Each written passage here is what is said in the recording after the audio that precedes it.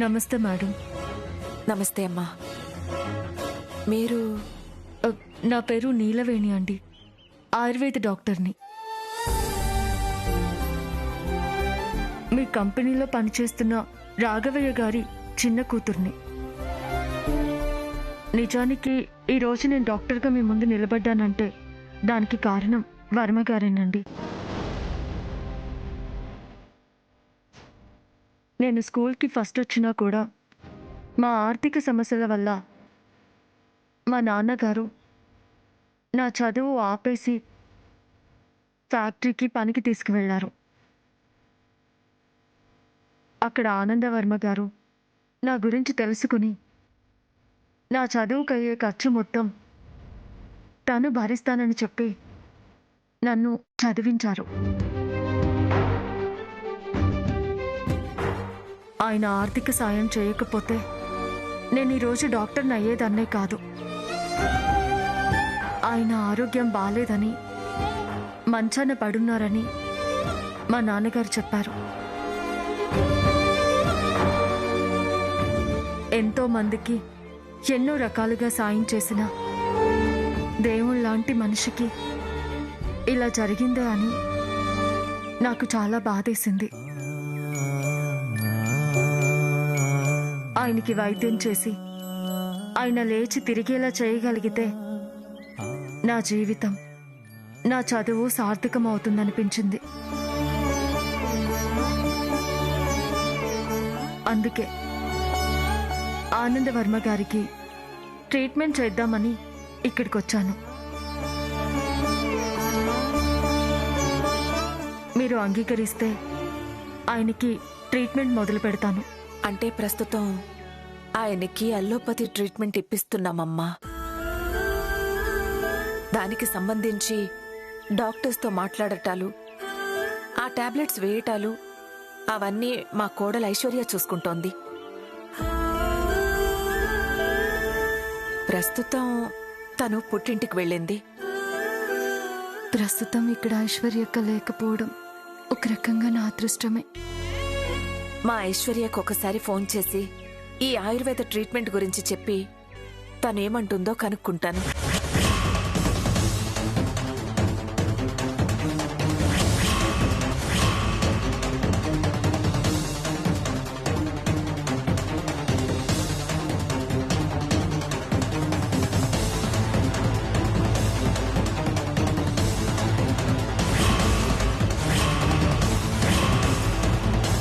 ఐశ్వర్య అక్క ఏమంటుందో ఏంటో, ట్రీట్మెంట్ చేయించమంటుందో వద్దంటుందో.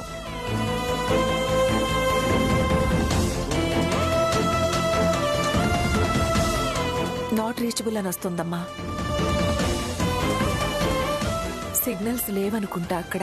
మేడం, సార్కి ఆయుర్వేద ట్రీట్మెంట్ ఇస్తున్నంత మాత్రాన మీరు అల్లోపతి మానేయక్కర్లేదు మేడం. అల్లోపతి ట్రీట్మెంట్ జరిపిస్తూనే దాంతోపాటు మా ట్రీట్మెంట్ కూడా చేస్తాం. పైగా మేము కడుపులోకి మందులేమీ ఇవ్వము. శరీరం పైన మెడికేటెడ్ ఆయిల్స్తో మర్దన చేసి చచ్చుబడిపోయిన నరాలకి ఉత్తేజం కలిగించి పేషెంట్ లేచి తిరిగేలా చేస్తాం. దయచేసి ట్రీట్మెంట్కి ఒప్పుకోండి మేడం.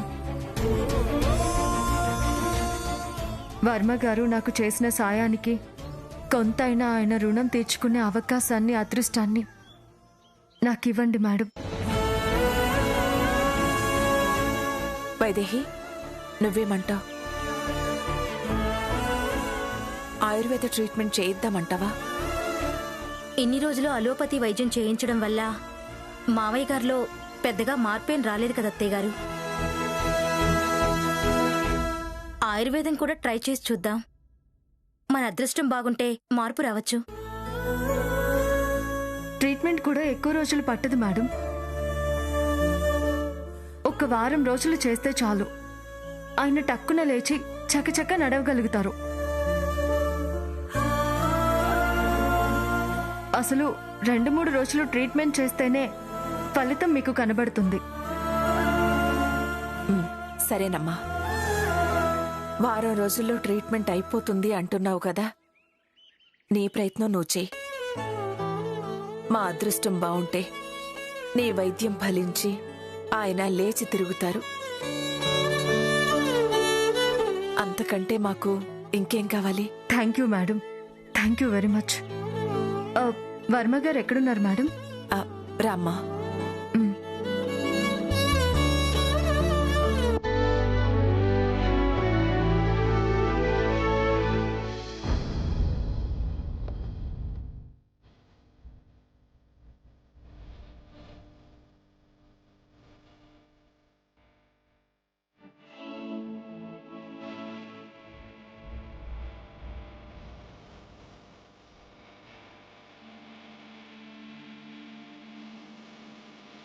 పగలు రాత్రి తేడా లేకుండా ఎప్పుడూ అలా నిద్రపోతూ ఉంటారమ్మా. మెలకు వచ్చినప్పుడు కూడా కాళ్ళు చేతుల్లో ఏ చలనం రావట్లేదు. వస్తుందండి, తప్పకుండా ఆయనలో మార్పు వస్తుంది.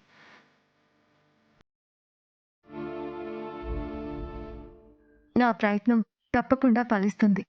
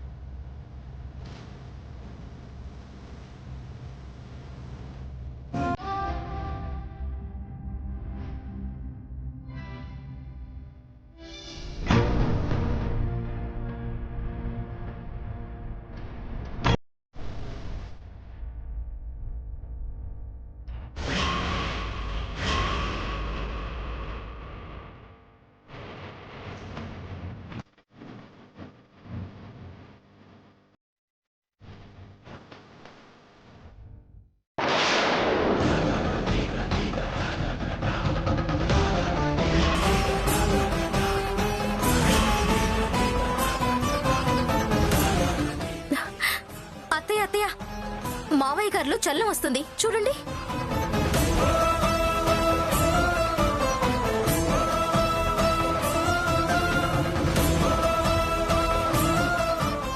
కాళ్ళు వేళ్ళు కూడా కదులుతున్నాయి.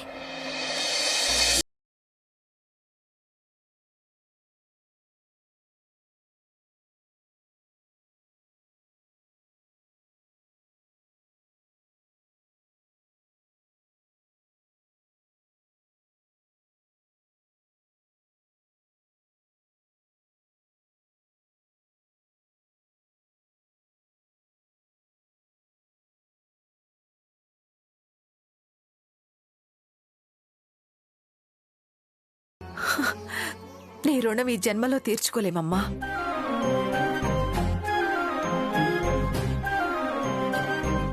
అయ్యో, పెద్దవారు మీరు. నాకు నమస్కారం చేస్తే ఆయు క్షీణం. చిన్న పెద్ద అని కాదమ్మా, డాక్టర్లు దేవుడితో సమానం. వైద్యో నారాయణ హరి అన్నారు. దేవుడికి దండం పెడితే తప్పేముంది?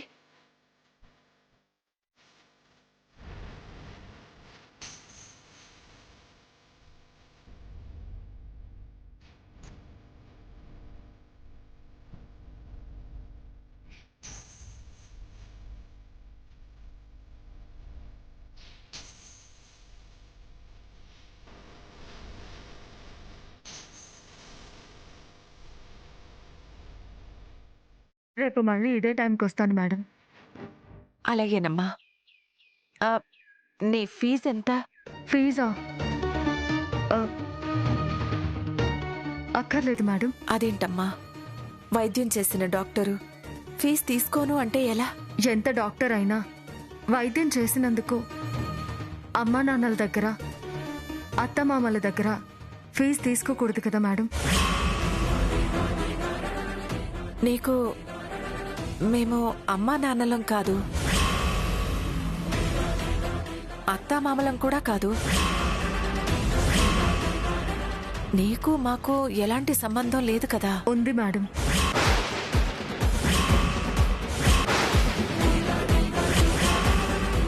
మీకు నాకు సంబంధం ఉంది.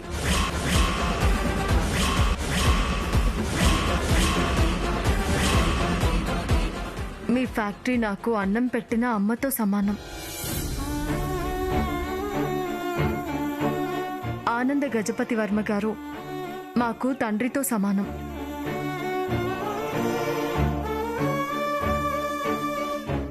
అలాంటి తండ్రికి ట్రీట్మెంట్ చేసి డబ్బులు ఎలా తీసుకుంటాను మేడం?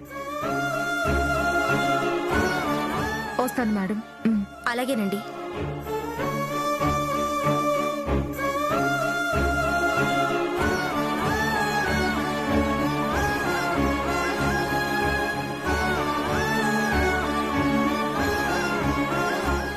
Excuse me. వైదేహి అక్క నన్ను గుర్తుపట్టేసిందా ఏంటి?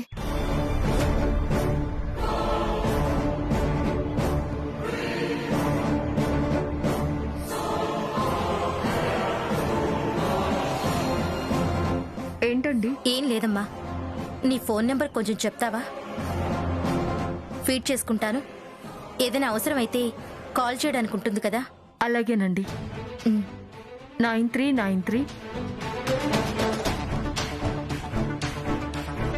ఈ ఇంట్లో నుండి వెళ్ళిపోయిన తర్వాత సిమ్ కార్డ్ మార్చేయడం చాలా మంచిదైంది. ఏ టైంలో అయినా మీకు ఫోన్ చేయొచ్చు కదా డాక్టర్ గారు. ఏ టైంలోనైనా పర్వాలేదండి. మీకే అవసరం వచ్చినా ఏ టైంలోనైనా ఫోన్ చేయండి, వెంటనే నేను వచ్చేస్తాను. అలాగేనండి. వస్తానండి.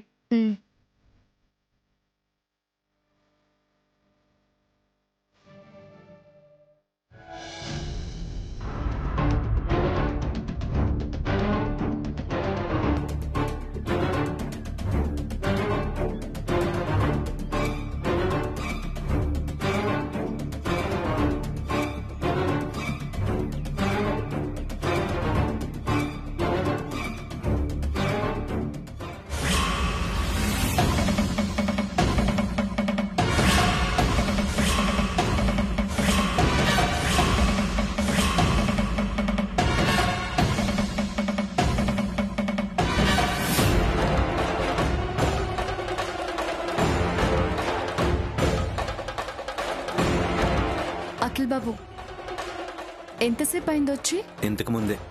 ఏంటి అఖిల్ బాబు అంత సీరియస్గా ఆలోచిస్తున్నారు? నువ్వు ఎక్కడికి వెళ్ళుంటావా అని ఆలోచిస్తున్నాను. తెలిసిపోయింది. నువ్వు ఎక్కడికి వెళ్ళావో నాకు తెలిసిపోయింది.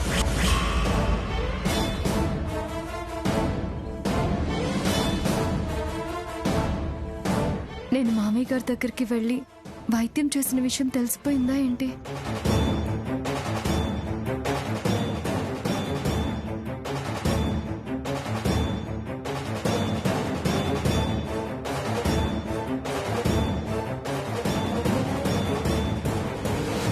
ఏంటి అలా చూస్తున్నావు? నువ్వు ఎక్కడికి వెళ్ళావు అన్నది నువ్వు నాకు చెప్పకపోయినా నాకెలా తెలిసిందనా? కొన్ని అలా తెలుస్తూ ఉంటాయి. నీ చేతుల్లో ఉన్న సంచిని చూస్తే తెలుస్తుంది నువ్వు ఎక్కడికి వెళ్ళొస్తున్నావో అని.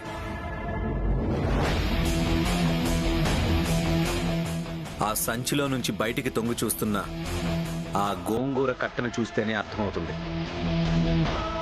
నువ్వు మార్కెట్కి వెళ్ళి కూరగాయలు కొనుక్కొస్తున్నావని. అమ్మయ్య, అదా మీకు అర్థమైంది. మావయ్య గారికి వైద్యం చేసిన విషయం అర్థమైందేమోనని కంగారు పడిపోయాను. కూరగాయలు ఏం తెచ్చావు? ఇటువు ఒకసారి అక్కడ పెడదాం.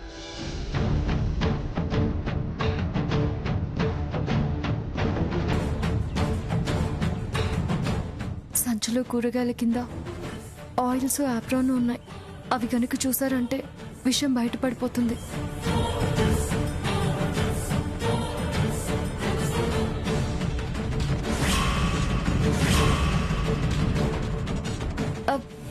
అన్నీ మీకు ఇష్టమైనవే తెచ్చానండి. ఇవ్వండి. అవును, మీరేంటి ఈ టైంలో ఇంటికి వచ్చారు? పక్క వీధిలో ఒక డ్రాపింగ్ ఉంటే వచ్చాను. ఇంటికి వచ్చి నీ చేత్తో కమ్మటి కాఫీ తాగి వెళ్దామని వచ్చాను. అవునా, 2 నిమిషాలు ఉండండి, తెస్తాను.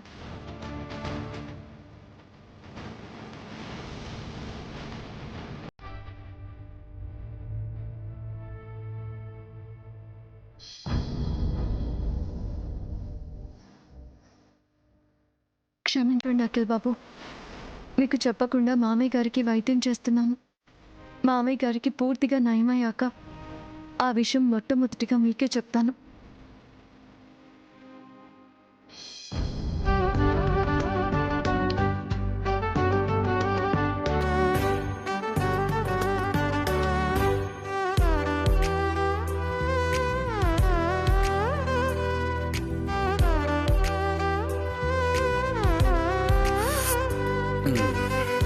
కాఫీ టేస్ట్ కాఫీ గింజల్లో ఉంటుందా, పంచదారలో ఉంటుందా, పాలల్లో ఉంటుందా అని నాకింతకాలం ఒక డౌట్ ఉండేది. ఈ రోజుతో ఆ డౌట్ క్లియర్ అయింది. ఎలా క్లియర్ అయింది? కాఫీ టేస్ట్ అనేది ఆ మూడిట్లోనూ ఉండదు, చేసే వాళ్ళ చేతుల్లో ఉంటుంది అని తెలిసింది. ఈ మధ్య మీరు ఊరికూరికే నన్ను తెగ పొగిడేస్తున్నారు. ఊరికే ఏం పొగడట్లేదు, కారణం ఉంది కాబట్టే పొగుడుతున్నాను. కాఫీ ఇంత కమ్మగా పెట్టావు కాబట్టే పొగిడాను.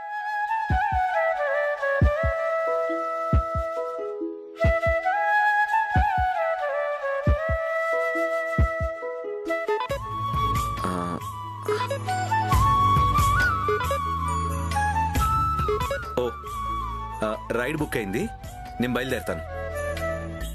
బాయ్. హలో సార్, ఎక్కడున్నారు సార్? 2 మినిట్స్లో వస్తున్నాను సార్.